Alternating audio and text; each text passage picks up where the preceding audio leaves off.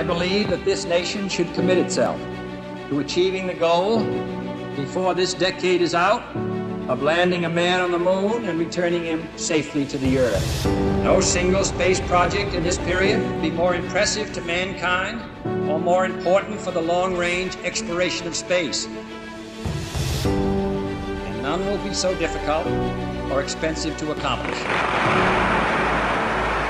It's one small step for man, one giant leap for mankind.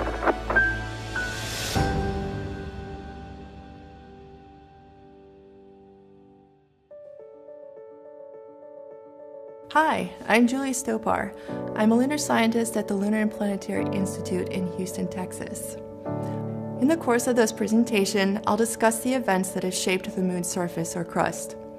I'll also touch in this discussion on how our knowledge of the surface has changed as we have received new information and new images like this one. This is a Lunar Reconnaissance Orbiter camera image of the dramatic landscape of the Apollo 17 landing site. In the center of this image is the low-lying Taurus-Latrobe Valley. It has been partly flooded by ancient lava flows.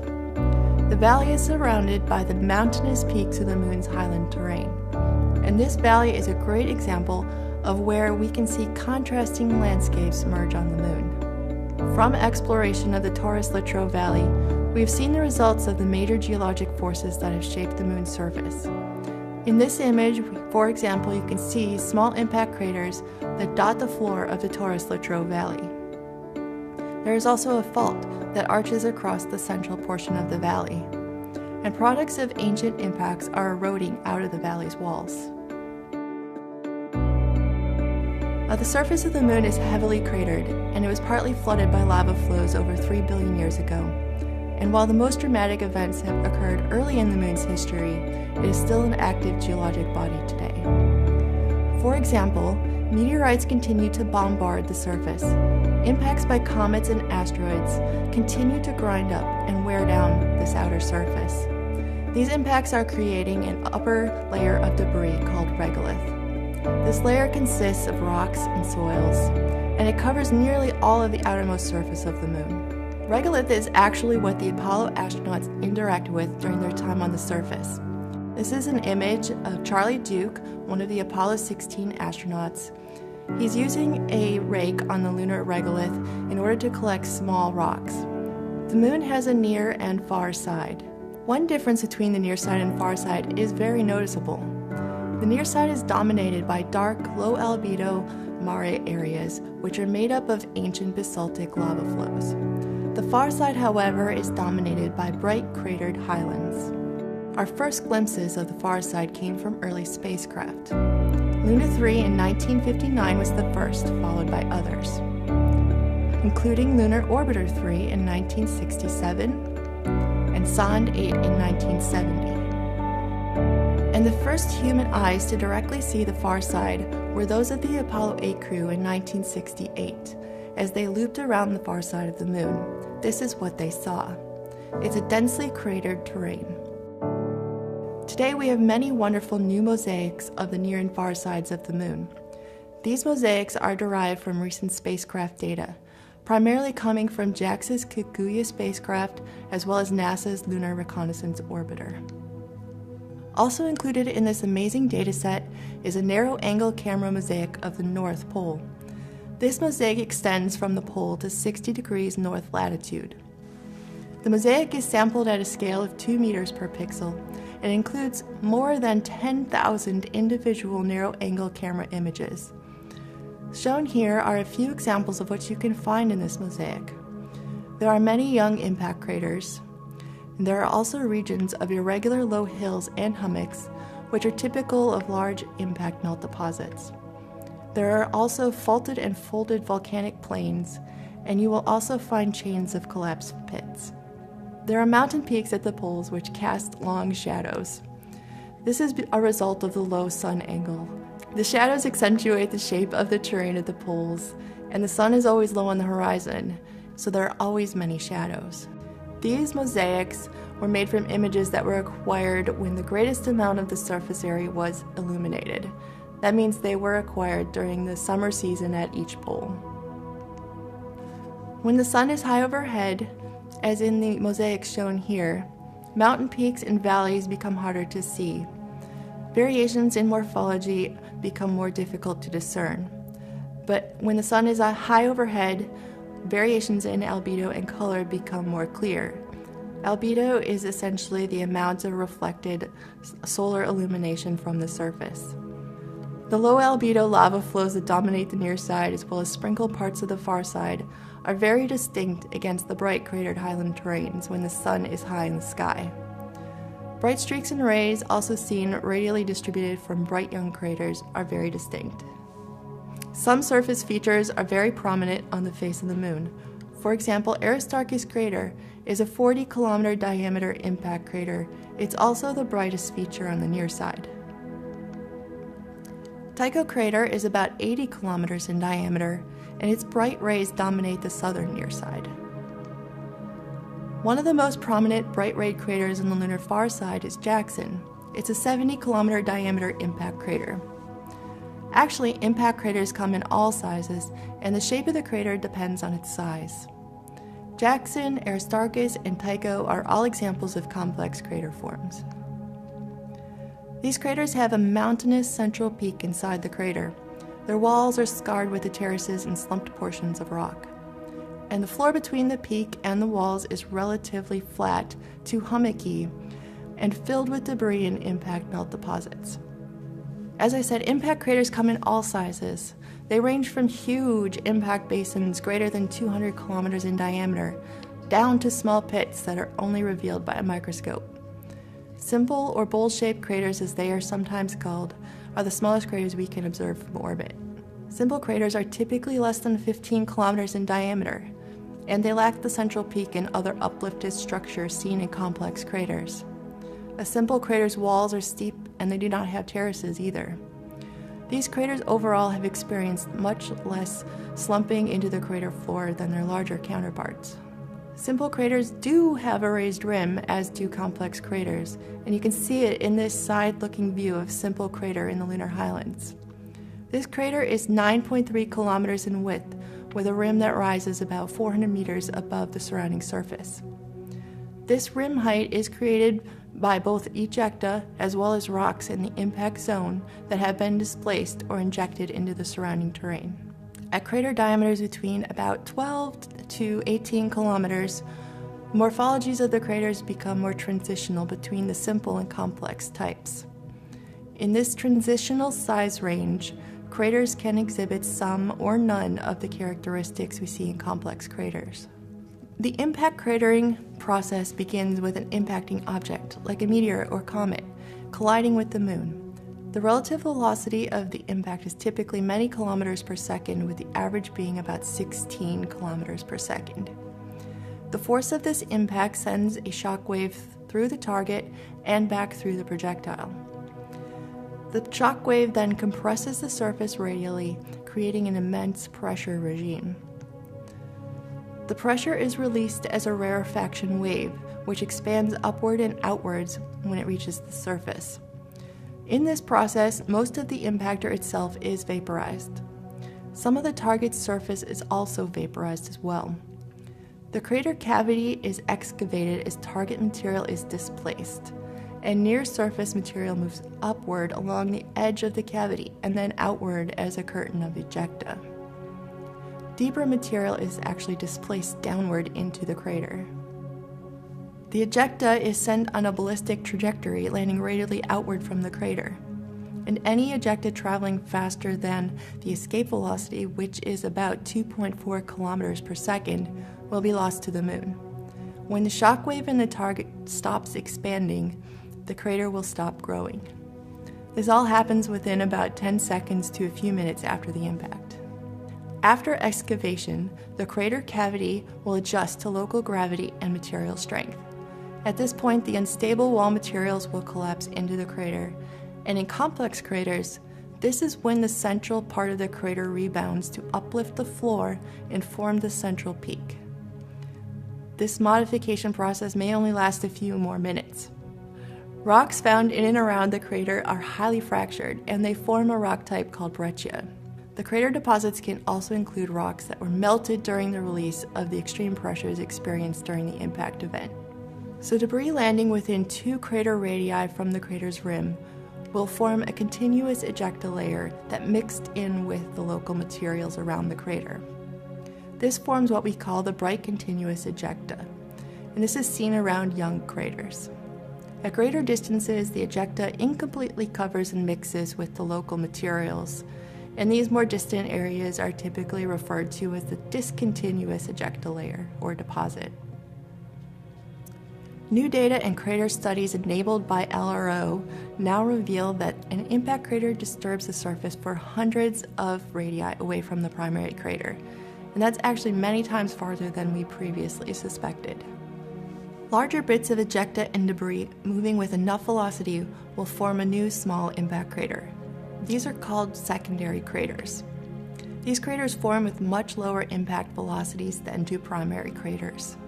They're most frequently found within 2 to 5 diameters of the primary crater, and they're less than about 5% of the primary size.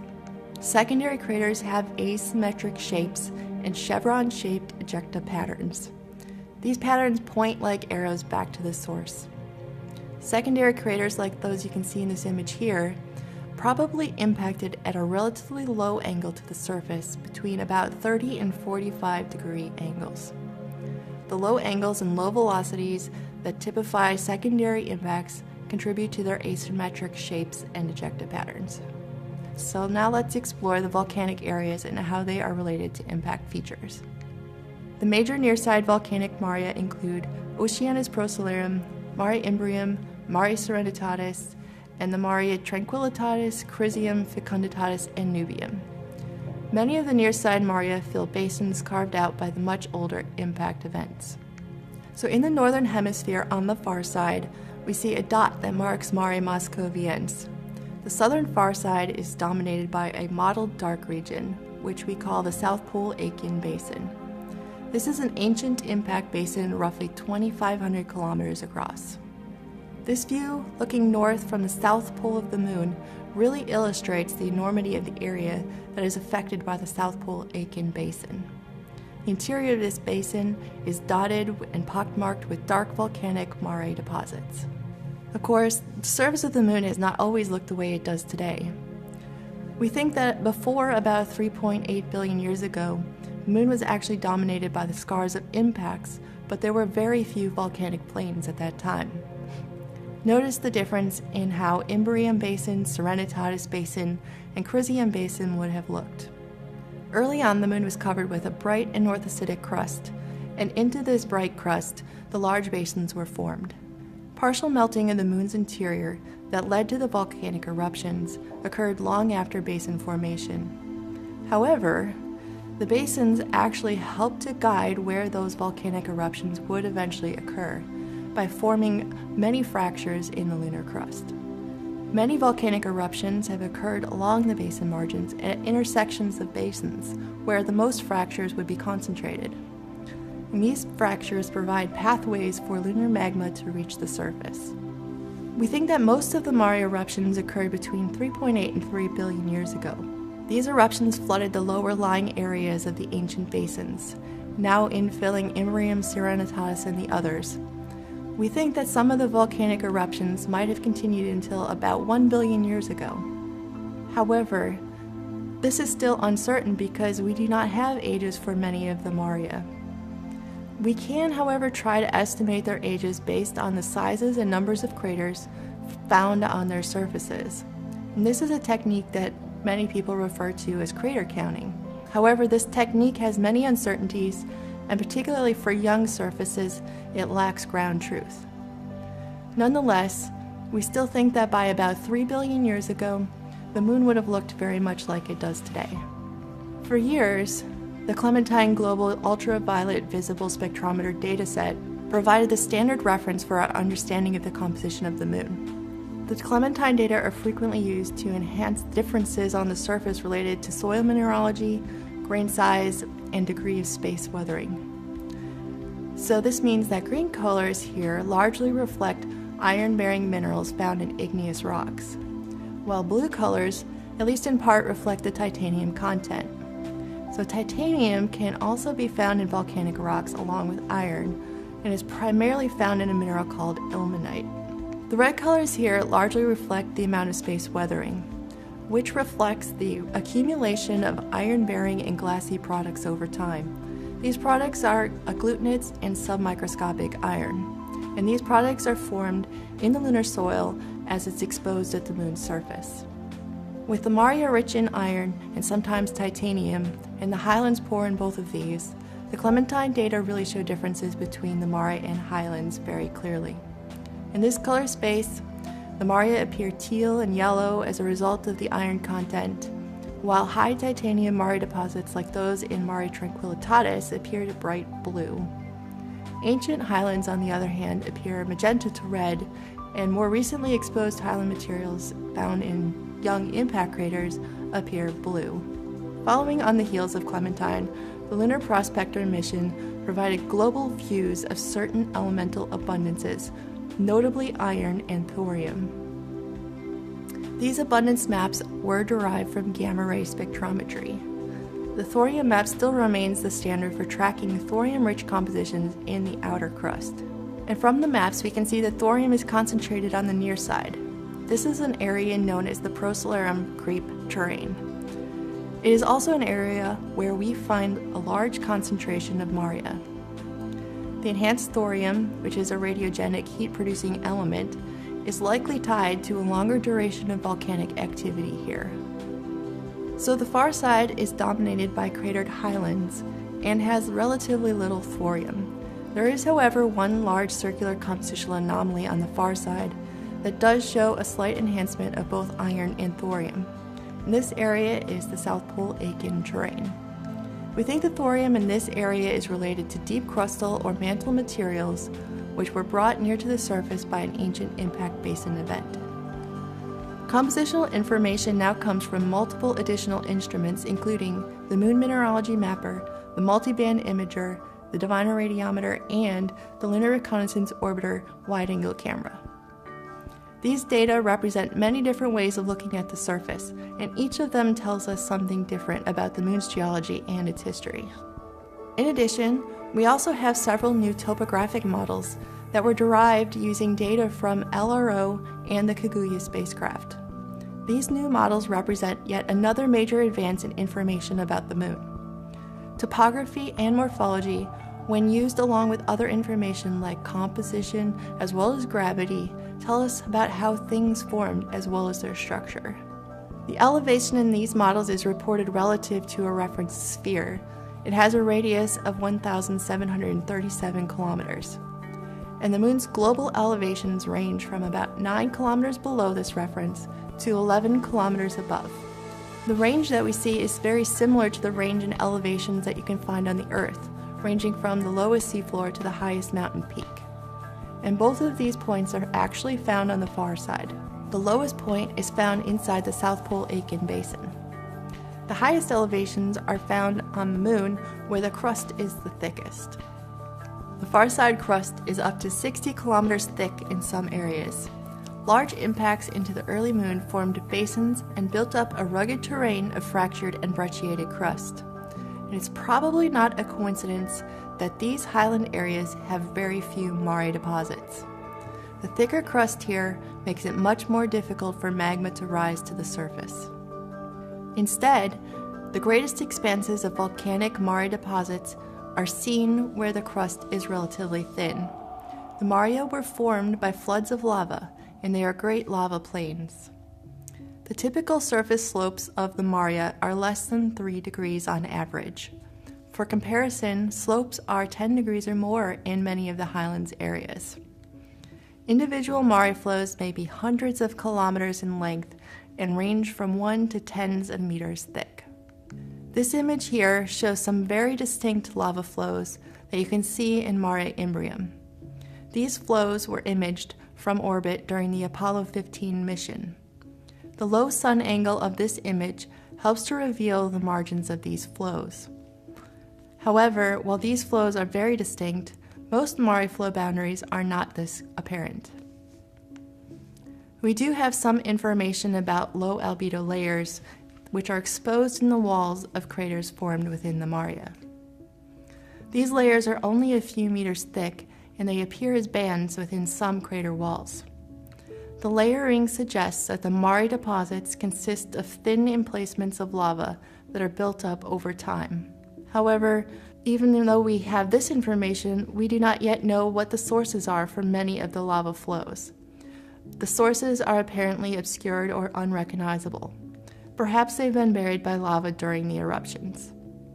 In contrast, some Mare deposits appear to have very clearly originated from sinuous rills and lava channels with elongate source vents. These vents produced enormous fountains of lava, and individual eruptions might have continued for years. For example, on the Aristarchus Plateau, the rill here is named Viralvideo, and it winds for about 125 kilometers across the plateau. This rill is up to 4.5 kilometers wide and in some places up to 400 meters deep. The head of this rill may be one of the source vents for the vast Mare deposits that we see to the west in Oceanus Procellarum. When eruptions are lower in volume, small lava shields can form around centralized vents. Small shield volcanoes on the Moon are generally less than 30 kilometers in diameter. The ones shown here in this image are located near Hortensius crater. And these particular shield volcanoes range from 5 to 10 kilometers in diameter and up to 200 meters in height. Most of the shields here have a central crater that is likely the source of the main eruptions. These central craters lack the raised rim that's typical of impact craters, and they're also more elongate in shape. However, many shields and some dome-like structures on the Moon do not have such obvious central vents. And these landforms may have resulted from uplift caused by near-surface intrusions of magma. This is magma that did not erupt onto the surface. While most volcanic shields on the Moon are less than 30 kilometers in diameter, there are some regional areas of volcanic activity which has resulted in much larger and broader rises. One example is Mons Rumker, which is shown here. Mons Rumker has multiple source vents across the shield, but no obvious central vent or summit caldera. On the Earth, summit calderas are typically found at most shield volcanoes. They signify a near-surface magma chamber that has periodically erupted and collapsed cyclically. Lunar volcanoes, on the other hand, are thought to be sourced directly from deep magma sources. On the Moon, there have also been eruptions of pyroclastic ash and glass. These eruptions form broadly distributed, low albedo mantling deposits, which we often call dark mantling deposits. They form a thin blanket of pyroclastic materials draped over pre-existing terrain. Some dark mantling deposits are very broad and regional in scale, like those seen near the Apollo 17 landing site. At Shorty Crater, along the second traverse of the Apollo 17 mission, astronaut Harrison Jack Schmitt discovered orange soil by his feet. He dug a trench into the wall of Shorty Crater to get a sample of the orange glass and some of the black, partly crystallized glass beneath it. Here you can see part of soil fraction number 47220, which contains small 150 to 250 micron sized grains. These grains were recovered from the center of the trench. The returned materials are traces of a very large pyroclastic deposit to the west. This pyroclastic deposit covers about 4,000 square kilometers. You can see where dark materials overlie in mantle portions of both the low-lying, relatively flat Mare deposits as well as the upland highlands areas. Other lunar pyroclastic deposits are localized, and they form small deposits along a fracture or fault, like these examples found in Alphonsus crater. These dark patches are each about 10 kilometers in diameter, and they have a deep central crater that is likely their central vent. Explosions of gas likely occurred along much of the faults seen within this crater. The deposits themselves typically contain less glass and more rock fragments than their larger pyroclastic counterparts. The rock fragments, we think, are generated during explosive eruptions in the near surface, which fragments the country rock. While most of the volcanic activity on the moon is basaltic in composition, we do see a few examples of more evolved rock types on the surface. There are about a dozen irregularly shaped volcanoes that were formed by eruptions of more silicic compositions. This is magma that has more silica and less iron than basalt. Early in the LRO mission, the newly produced global topographic models eventually led to the discovery of a large silicic volcanic complex within the highlands. This area is now known as the Compton-Belkovich Volcanic Complex. It is a broad shield that rises about 25 by 35 kilometers across. It was in fact actually quite a surprise to find such a large silicic volcano outside of the Procellarum Creep terrain and within the highlands. And this discovery signifies that we still do not fully understand the magmatic and crustal processes required to produce large volumes of silicic magma on the moon.